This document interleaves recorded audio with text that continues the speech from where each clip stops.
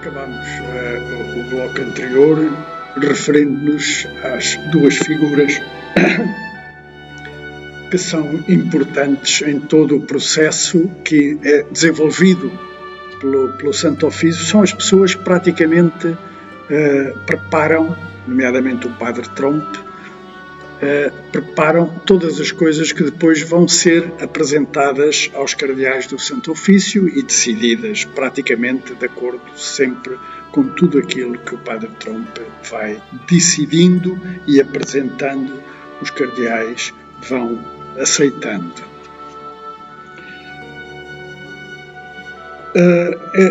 Estas figuras que de facto o concílio de alguma maneira, cuja influência o concílio de alguma maneira aniquila, são as figuras que, sem uma formulação de culpa, condenam o Padre Quentres ao exílio. E é um exílio que deve ser para toda a vida, para sempre. Quando tudo termina, um cardeal alemão que nesta altura, quando isto começa, quando o processo começa, gravitava à volta, ainda não era cardeal, mas gravitava na cúria à volta do Santo Ofício, era o cardeal Bea. Este cardeal, no fim do concílio, ele já é cardeal, já foi nomeado cardeal pelo Papa Paulo VI, e o cardeal Bea, que conhece bem, ou melhor, talvez do que os outros, o Padre Quentres. O cardeal Bea, enquanto sacerdote, jesuíta também, era confessor do Papa Pio XII e tinha acesso a muita coisa e sabia muita coisa que talvez os outros não soubessem. Quando tudo terminou, o cardeal Bea volta-se para o Padre Quentres e diz-lhe: se não fosse o concílio, você nunca teria sido reabilitado. Isto é apenas, digamos, o desfecho, é apenas a conclusão, a afirmação, a evidência daquilo que a gente já há bocadinho dizia. O concílio foi uma revolução e foi o concílio que permitiu a reabilitação do Padre Quentres. O que se pretendia era, de facto, o objetivo a alcançar era, de facto, que o movimento, Schoenstatt, os institutos, tudo isso funcionasse, mas sem o fundador. Essa é a grande, digamos, o grande objetivo a perseguir. Não só sem o fundador, porque o fundador podia estar vivo, mas completamente separados do fundador. E isto é uma coisa que ainda hoje nos faz pensar como é que é possível. Ora bem, quando em outubro de 1966 eu assisti àquelas jornadas memoráveis que referi há pouco, em que tudo isto é revertido, em que o Padre Quentres aparece como ressuscitado, em que Schoenstatt aparece com uma dinâmica e uma alegria e uma aceitação que antes parecia impossível.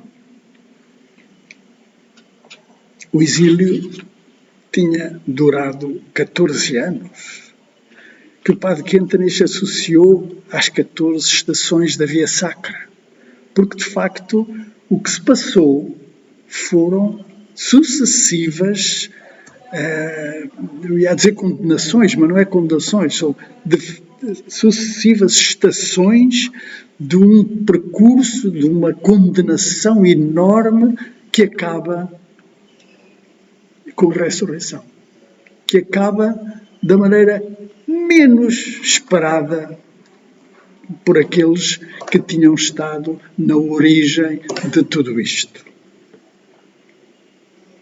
O padre Quintanis começa então, com 80 anos, a fazer visitas às dioceses alemãs, a preparar as viagens que ele queria fazer ao mundo inteiro, onde havia Schoenstatt, onde havia o seu movimento, onde havia as pessoas que o esperavam ansiosamente, sobretudo depois do concílio. Ele começou a preparar tudo isso. Nós aqui em Portugal também estávamos à espera que ele passasse por aqui. Mas, menos de 2 anos depois, o padre Quintanis deixa-nos. É chamado à casa do Pai.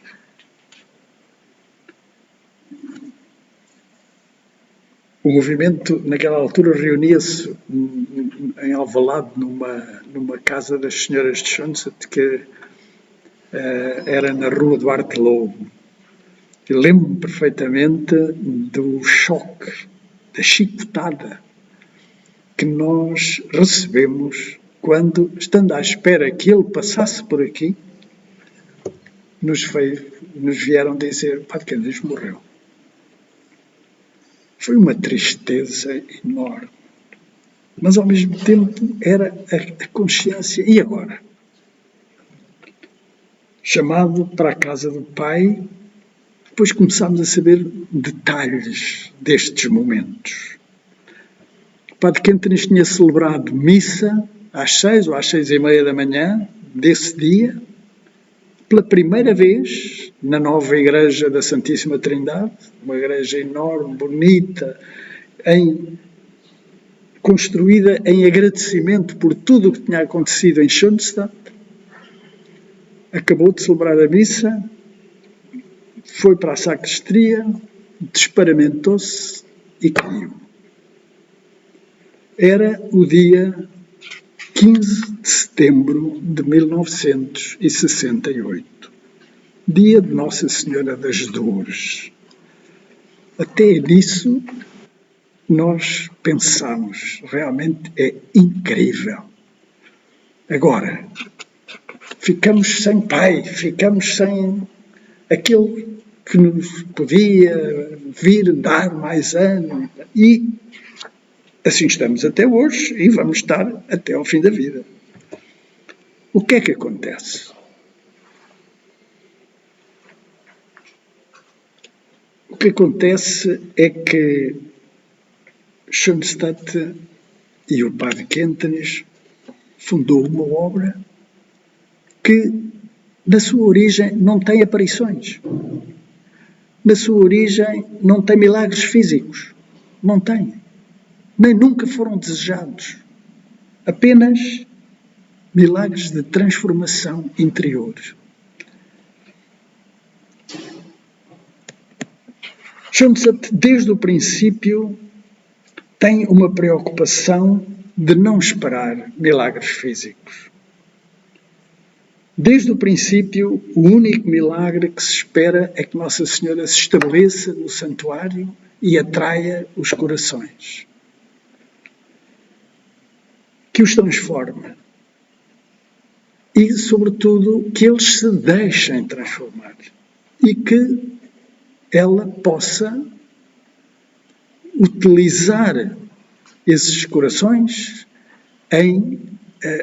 nas tarefas que o Pai do Céu tem para ela nestes tempos do século XX e do século XXI. Esta é a grande ideia da aliança de amor que começa antes, no princípio, não é antes, é no princípio da Primeira Guerra Mundial, em 1914, com aqueles poucos rapazes que sabem que vão para a guerra, para as trincheiras, para o serviço militar, rapazes que estão num seminário onde estão a querer preparar-se para ser sacerdotes e que sabem que o ambiente das casernas e da guerra é muito avesso a isso.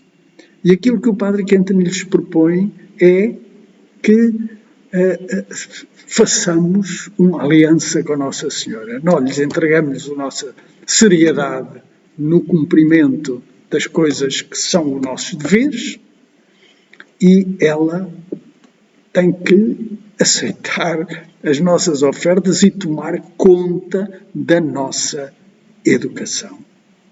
Autoeducação, sim, mas com essa ideia de que tudo aquilo que eu fizer é para lhe oferecer. Ela é que vai conduzir a nossa vida. Estes são os dois aspectos que ele mais tarde sempre relembra como contrato bilateral. Contrato bilateral no sentido de nós temos que cumprir a nossa parte, mas ela também tem que cumprir a parte dela.